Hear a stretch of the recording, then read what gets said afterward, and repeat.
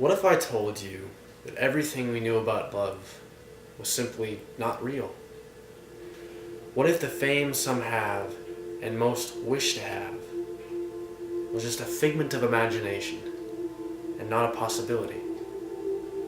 The Romantic poet John Keats addresses this idea in his sonnet, When I Have Fears. Now, let us take a look into the mind of Mr. Keats.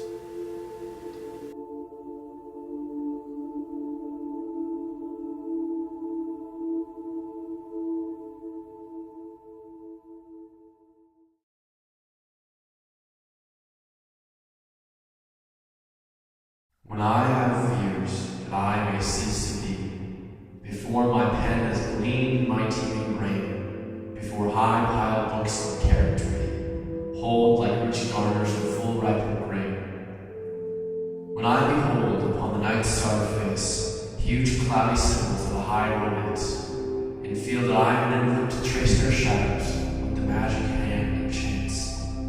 And when I feel, fair creature of hour, that I shall never look upon thee more, never have relish in the very power of unreflecting love, then on the shore of the wide world I stand alone, and think, till love and fame to nothingness do sink.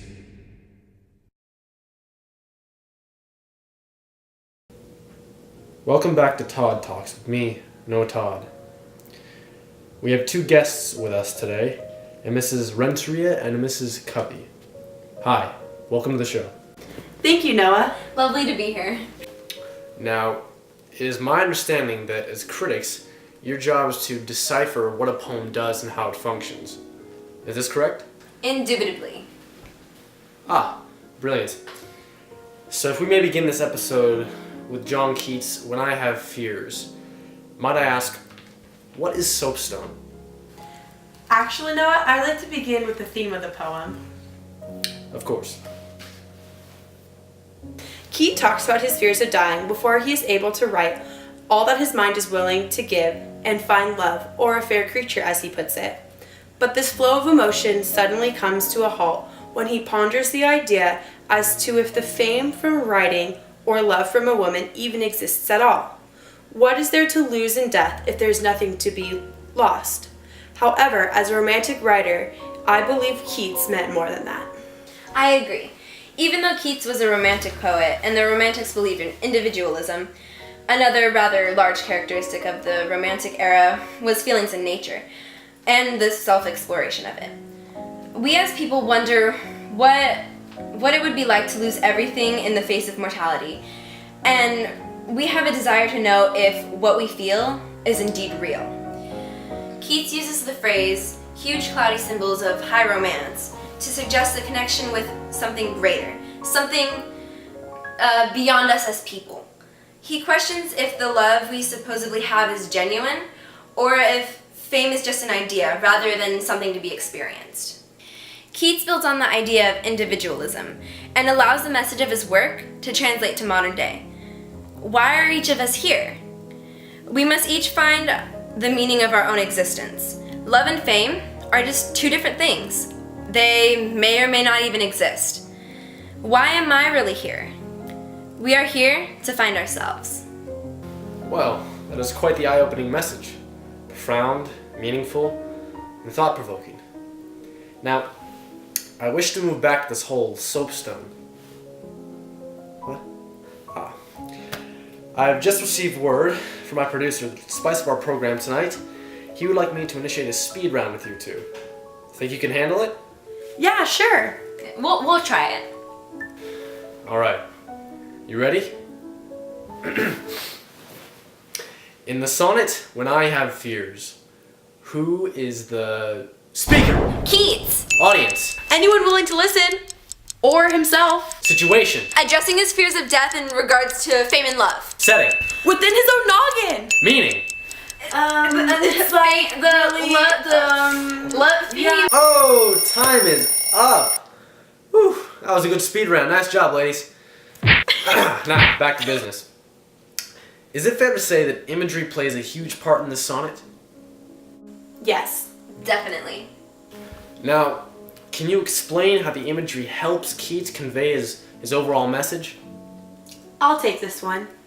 Keats' imagery is very natural, using phrases like teeming brain, rich gardeners of full ripened grain, starved face, fair creature of the hour, and unreflecting love, my personal favorite, very of the earth language. Not only does this allow the reader to experience the images that Keats himself is experiencing, the beauty in something that may not be able to be attained by Keats, but it allows the reader to feel surrounded by this sort of aura. And this aura is exactly what brings the reader back to the thought of, why am I here? This natural feeling contributes to a person asking what his or her natural place is. I see. Adding on to that, I think diction plays a very strong role in establishing this imagery, as well as the overall tone of the piece. Keats' idea of fame is having high-piled books and a pen gleaning a teeming brain. If Keats were to not have used this language, he would not have given the reader enough reason to think that his poetry skills would take him to fame and fortune. And same goes for his bit on love. Without descriptive words like high romance, fair creature, and relish in the fairy power, Keats' words would have been so much less impactful.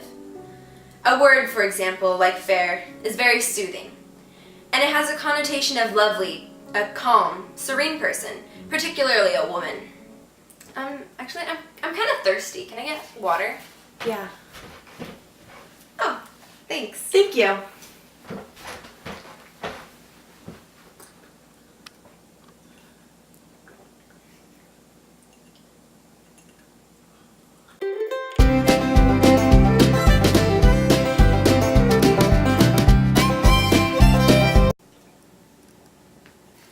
Thank you.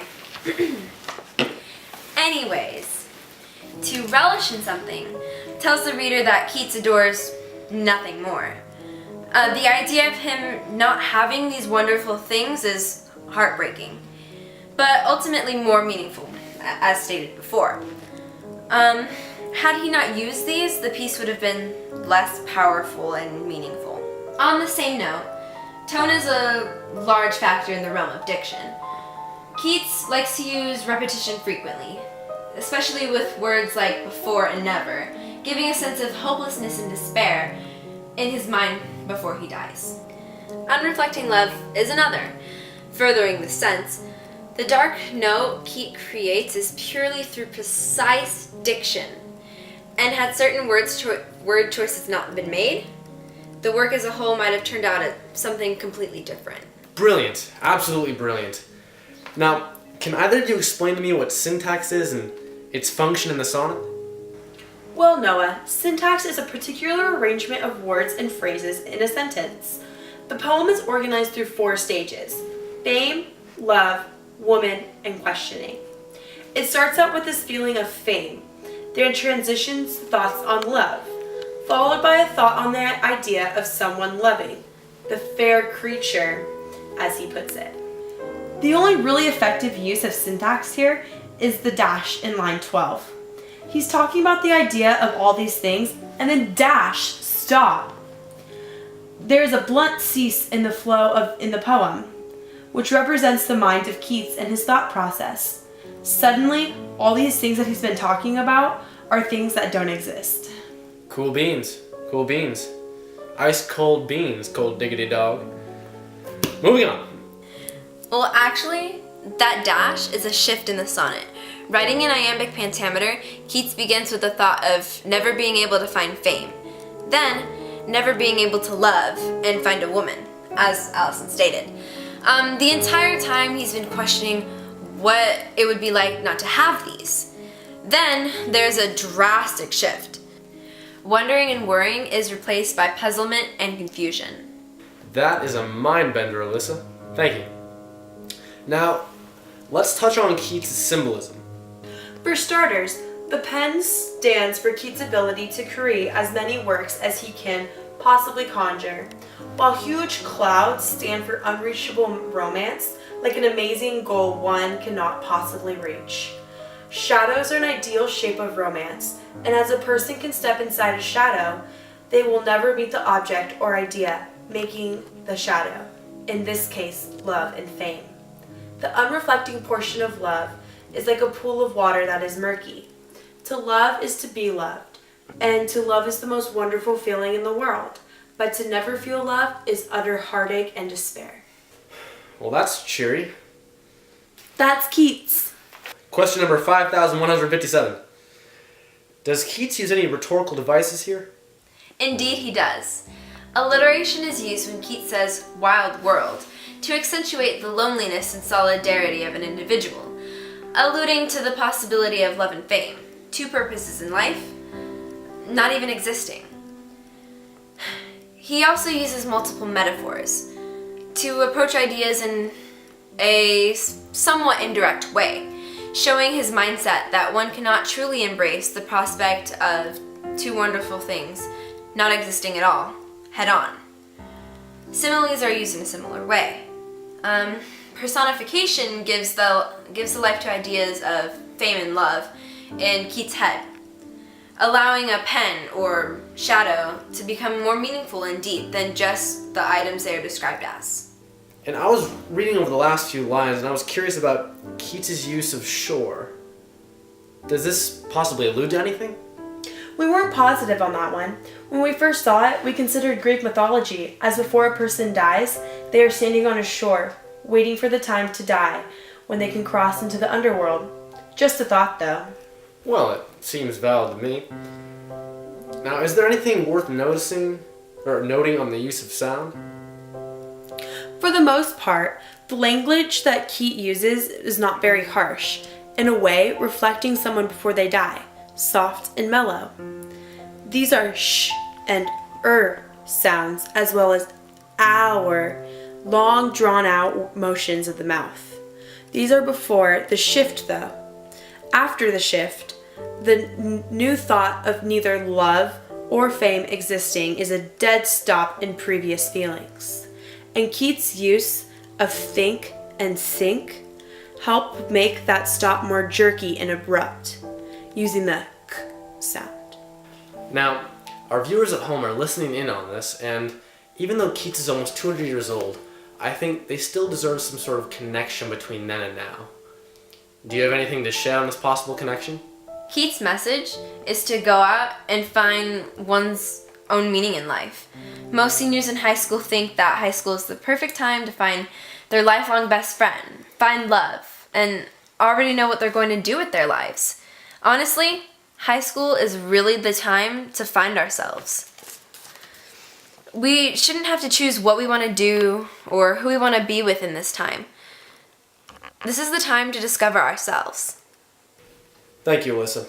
Now, to our viewers at home, after the end of the program tonight, there's a quiz that you can all take to test yourselves on what you've learned tonight. Mind you, take the quiz within 36 hours after our program ends for a chance to win a special trip to The Nightmare Before Christmas, opening later this year at Pioneer High School.